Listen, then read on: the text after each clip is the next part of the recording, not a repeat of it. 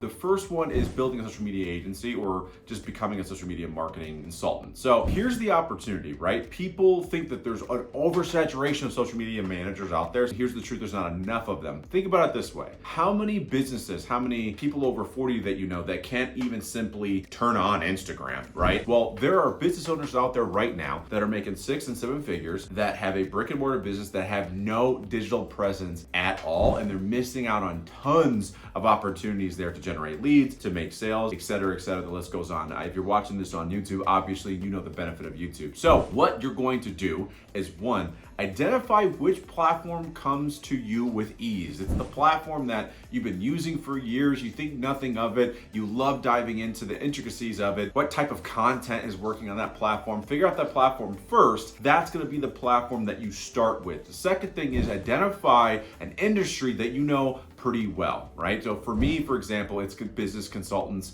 and coaches. I know that world really well. And the platform that I would choose right now anyway would be YouTube or Instagram. The platforms that I know a good amount about. And in terms of what I know compared to them, it's pretty significant. Don't get caught up in, I'm not an expert yet. Look, if you're at level 5 out of 10, there are people that are level 1 that would love to get where you are. So again, the thing that you want to do is identify an industry that you know pretty well that could leverage social media, but they're not. In my opinion, the place that you want to look for these individuals is probably LinkedIn. Here's a bit of a trick though. If they're not good at social, they're probably not going to be on social. All right. Don't go to their Instagram fan page or whatever and DM them there, because honestly, more than likely, they're not going to answer. What you should do, and this is the thing that's going to make you stand out amongst any other social media manager trying to get to them, go to the damn business. Go indoors and go, who's the manager here? Who's in charge of marketing? Write them a handwritten letter. Email them, all right? I know, especially for the millennials and Gen Zers out there, you're thinking to yourself, oh my God, I have to look at somebody in the face and talk to them? Yes, you do. Now, if you do that though, I promise you will stand out. So number 2 is gonna be super shocking, okay? It's virtual assistants. And hear me out, okay? So virtual assisting is obviously when you are working with a company and you take care of things online, right? Not in the building, things they don't wanna do, right? The cool thing is, like, we brought on an amazing VA recently, and they started making me think of how lucrative the virtual assistant business could be. But here's the spin in which I would do. You get to get plugged into these businesses and learn more about the business than anything, because more than likely when you're a VA, you're probably gonna work underneath the CEO of that business, or at least someone that's pretty high up. By doing that, you're gonna learn more about behind the scenes of that industry or that business than you ever would if you got a different position, okay? Or if you worked as a service provider in any other way. Why is it a huge opportunity for you? Because look, especially if you're young,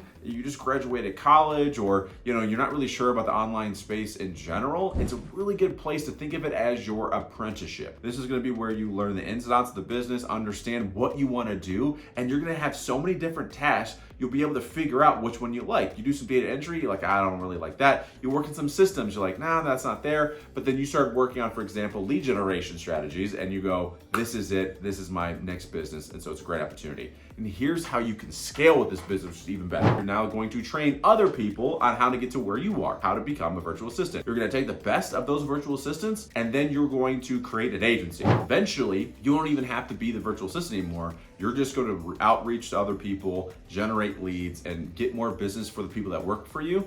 And you're just going to kind of freelance them out. The cool part is now you have a virtual assistant agency. You're not doing any virtual assistant anymore. Number 3, once again, it might be an obvious one, but it's the digital creator economy. So right now, everyone and their mom wants to do 2 things: sell a passive digital product, or B, create a digital course. Well, here's the thing. Most people don't know how to create a digital course. You could help get them started and launch and grow their courses. The best part is you don't need to be an expert in selling courses. That's not going to be your job. Your job is to take someone's idea, help them format it, create, maybe, if you will, scripts for them to read out. You're going to lay out their course, have them film it, set it all up, and then you're done. So you are paid simply by getting it ready to launch. Again, this could be super lucrative for you to think about it this way. If someone's expecting, for example, to sell like $100,000 worth of a digital course, for example, if they have a really, really unique and good idea, how much would you be willing to pay for that idea to come to fruition? Again, depending on the individual, this could be like between $2,000 and maybe $5,000 offer when you first start. That's not too bad. The digital product part, this will be like your low ticket offer, which is simply you get somebody's idea and you're gonna build what I call tools or freebies for them, okay? So let's say they have a really good idea for an ebook. You take that idea maybe from a video and you're going to get it published and created really nice in a PDF, and you can hand it back to them. Again, it's gonna be a little more lower ticket, but the nice thing is you're not responsible for how it sells or how it does. Your job is simply to get it done. Now, number 4, building an online community. Now, there's some people that are just expert at building a community. I think one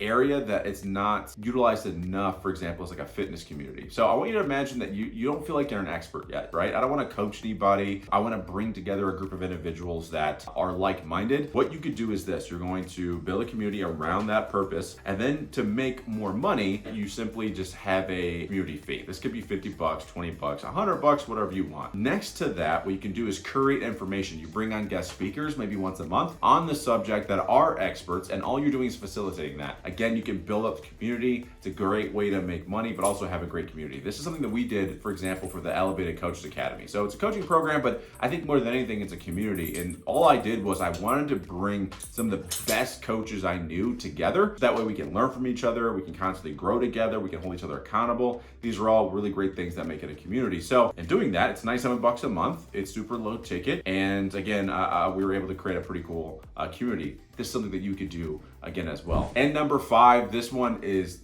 probably the most obvious one: be an online coach. Like, look, we underappreciate the skills that we've developed over our lifetime, right? Especially true if you've worked in the corporate place, for example, for a long time. There's skills you develop that people want those skills. So again, for me, when I first started out, I started out as a sales coach. Why? Because in my corporate field, I was traveling the country to different locations and I was doing sales training. Well, sales trainer is the same as a sales coach. So all I did is I took that and took that online. Let's say, for example, you're really good at building systems or helping people be more productive. Whatever those things are, figure out what you're really good at, and then what do people need in the market, and then there is what you're going to coach them on. There's no shortage of coaches, and not to mention too, there's no shortage of people that need coaches. That's why I built the Elevated Coaches Academy. And if you actually execute it today, you are going to be able to, in the next month or so, actually have an online business. Go in the comments and let me know which one of these stand out to you, and which one either A, that you're currently doing, or B, you want to start. If you ever need anything at all, you know where to find us. And this next video right here is going to be a great resource to continue on building those online businesses and actually generate leads. With that being said, stay motivated, stay elevated. I'll see you in the next video.